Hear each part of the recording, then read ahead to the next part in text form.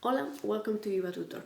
Today we're gonna have another video to check your level in Spanish. We have already done A1 and A2, which is beginner level. And today we start with the intermediate level, which is B1 and B2. And this video is for B1. We have 10 exercises and short explanation answer for each of them. And in this video, I'm including a little listening exercise as well. Okay, empezamos. We start. Number one is about time expressions and tenses. We have 4 time expressions and we have to match those with 4 verbal tenses. So, first, time expressions. Hoy, ayer, cuando era niña, and nunca. And we have to match those with 1. Iba al parque cada semana. 2. Voy al gimnasio. 3. Fui al dentista. And the 4th, no he ido al trabajo. Just like in the other videos, I'm not gonna do a long pause before the answer, because otherwise this would be such a long video. It's already gonna be a long video. So let's jump into it. Hoy is quite recent, and I will match that with no he ido al trabajo. I haven't gone to work. Today I haven't gone to work. Ayer, punctual in the past, quite specific in time and even duration. I'm gonna go for preterite. Fui al dentista. Yesterday I went to the dentist. Cuando era niña has imperfect. It's describing another phase of life in the past, the way things were, repetitive actions. So I'm gonna go for imperfect. Iba al parque cada semana. I went or used to go to the park every week. And the last one, nunca. Nunca, just like a veces, siempre, de vez en cuando, etc. All of these time expressions about the way we do things now, how often we do things now in the present, are good for the present. Number 2, número 2, indirect and direct object pronoun. So, the first is a sentence just to give some context. Mi hermana habla francés muy bien. And then, connected to that one, there's a gap. And voy a pedir ayuda con mis deberes. And the gap is a pronoun that will be about a ella. Mi primo tiene coche y yo no. That's the context. 2 gaps here, so 2 pronouns. Voy a pedir. So basically we're asking for stuff. And in this second one, we have 2 pronouns because one is going to be replacing el coche, which is what I'm going to ask for, and a él, to whom I'm going to ask. So pause the video and think about, is it direct, is it indirect? What pronoun do I use, in which order? Think about all of those things, and I'm back. The first one is, le voy a pedir ayuda con mis deberes, to her, to my sister. To whom I'm going to ask for help, a ella. Second one, mi primo tiene coche y yo no, se lo voy a pedir. So how do we get to se lo? Coche is masculine, singular, that would be lo. And then the to whom, it's a mi primo, le. So we've got le and lo. We're gonna have both together, so I'm gonna put the person first, people first, makes sense. Person first, le, and then the lo.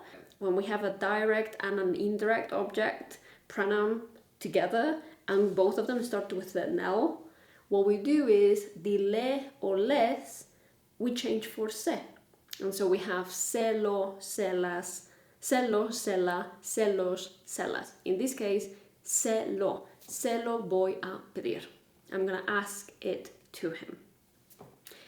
Number 3, irregulars.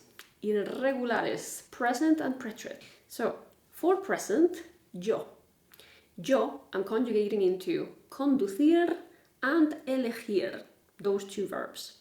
For él, I'm conjugating conseguir and construir.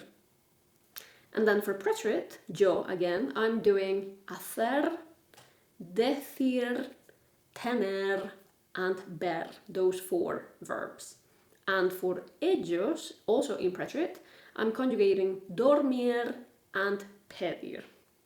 Okay, think about this, write it down, pause the video, and I'm gonna go back in. Okay, answers are: yo conduzco, yo elijo. Él consigue, E2I, and él construye, with a Y. And then for preterite, yo hice, I did or made. Yo dije, I said. Yo tuve, I had. Yo vi, I saw or watched. And for ellos, durmieron, with an U, pidieron, with an I. Durmieron, they slept. Pidieron, they asked for. Número 4. Comparisons. These are not more than, less than comparisons. Those are seen in beginner level, más que, menos que. These are equivalent comparisons. So the first one is, we have gaps for this one, and I'm going to translate these from the beginning so that you know what they have to mean. Estos libros son completos, esos. These books are as complete as those ones, or as those. Leo, gap, gap. Tú, I read as much as you. Tienes, gap, libros, gap, nosotros. And that means you have as many books as us. Let's pause the video and think. I'm back. Let's see. Estos libros son tan completos como esos. Tan completos como. With equivalent comparisons, we're always going to use como, not que. Leo tanto como tú. I read as much as you.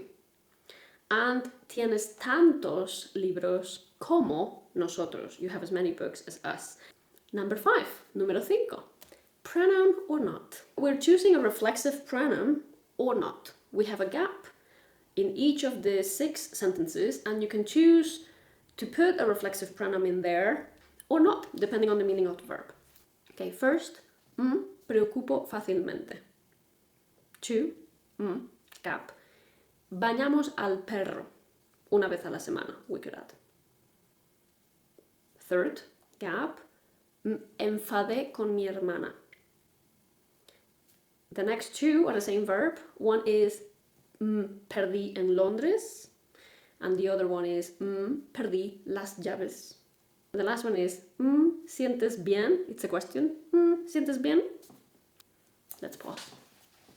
Let's pause and think. First is me preocupo fácilmente. This is I worry easily. I worry. It's a feeling. I'm not worrying anybody else. I'm worrying it's a feeling within myself. Second one doesn't have any pronoun. Because bañamos al perro, we bathe the dog, is not reflexive. It's not we bathe, it's we bathe the dog. Third one is me enfadé con mi hermana. I didn't get anybody else angry. I was angry. I felt angry. And the next 2, same verb. First one is me perdí en Londres. I lost myself, literally. I got lost in London. But the second one, perdí las llaves, doesn't require any reflexive pronoun because I lost them, the keys, not myself. And then the last one is te sientes bien? Do you feel well? Because sentirse with a pronoun is to feel an emotion, feeling, or feeling physically well or not, like in this case. Number 6 is about understanding what I'm gonna say. I have 3 lines. I'm gonna pronounce each of them twice. When I finish that set, I'm going to I'm gonna read each of them again, but a bit more slowly. The vocabulary I'm gonna use is part of the level. The combinations between the words, how I'm connecting the words, is part of the level, but it's all different challenges, right? And so you want to know which challenges you're really doing well with and which ones you have to work on a little bit more. First, 2 times I'm going to say them. Nos hemos olvidado de hacerle un regalo a María y ahora está enfadada. Again. Nos hemos olvidado de hacerle un regalo a María y ahora está enfadada. Second sentence. ¿Puedes traerme un vaso de agua fría? ¿puedes traerme un vaso de agua fría? And third, he esperado un montón. ¿Por qué has llegado tan tarde? He esperado un montón. ¿Por qué has llegado tan tarde? And now I'm gonna do this second set, which is a little bit easier, which is slower. Nos hemos olvidado de hacerle un regalo a María y ahora está enfadada. ¿Puedes traerme un vaso de agua fría? He esperado un montón. ¿Por qué has llegado tan tarde? And I'm going to put the sentences over here in 3, 2, 1. There we go. So we have forgotten of doing a present. We don't translate that literally. And now she's angry. Second one is, can you bring me a glass of cold water? And the third one is, I have waited a lot, un montón. It's a bit informal. ¿Por qué has llegado tan tarde? Why have you arrived so late? Which is the way we say, why were you so late? So things that you cannot translate literally. We have pronouns, we have connection of words. You know, there's some stuff in here. Número 7, number 7. This is choosing between que or de or que. Gap in each of them. Me parece que sales más yo, de or que. Second, preparé la cena para más 10 personas. Again, de or que. Luis hace más ejercicio lo normal. De or que. And the last one, ¿has comprendido lo he dicho? Again, de or que. Okay, I'm not going to translate it yet. Pause the video, think, is this a de or a que? Ready? ¿Listos? So, me parece que sales más que yo, que. Preparé la cena para más de 10 personas, de. Luis hace más ejercicio de lo normal, de. And, ¿has comprendido lo que he dicho? Que. Que is good for actions. You go out more than I go out. And lo que means what. The thing that I said. And de is good for numbers, quantities, units, like more than 10 people. And also for more than usual, more than normal, that type of thing. 8, número 8. Number 8, we're going to choose between the construction where we have a noun and an adjective right after, which is what we usually do, is the default, or when we have the adjective first and after we have the noun. Words that specifically need this, and the meaning changes depending on if you put the adjective before or after the noun. So let's see if you can spot that. First is, hoy he visto a un viejo amigo o un amigo viejo. Second, ¿has visto mi nuevo coche or coche nuevo? Lo compré de segunda mano. That gives a bit of context. Es un verdadero problema o es un problema verdadero. Ah, entiendo. Es el mismo programa o es el programa mismo. Tengo una única pregunta o una pregunta única. Okay. Pause the video here. Okay. Hoy he visto a un viejo amigo, an old friend, not a friend that is old. ¿Has visto mi nuevo coche? My new car? It's not new because lo compré de segunda mano. I bought it second hand, but it's new for me. It's my current one. Es un verdadero problema. It doesn't mean that the problem is true. It probably is true as well, but it's really a problem. It really is a problem. Es el mismo programa. It's the same program. Mismo after usually means self. Es el mismo programa. It's the same program. And tengo una única pregunta. Just one question. Just one question not una pregunta única, which would be that I have a unique, special question. Número 9 is, what preposition am I going to use with these verbs? Some verbs need a specific preposition to be used. You can just choose the preposition that the verb needs, or you can translate the whole sentence. First, empezar.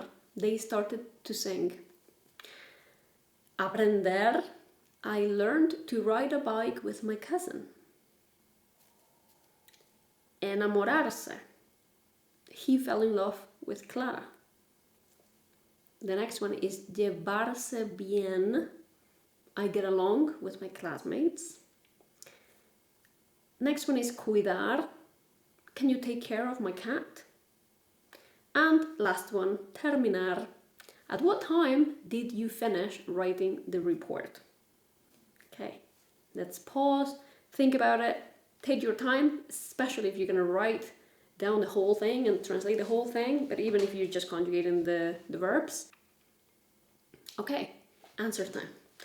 Empezar a.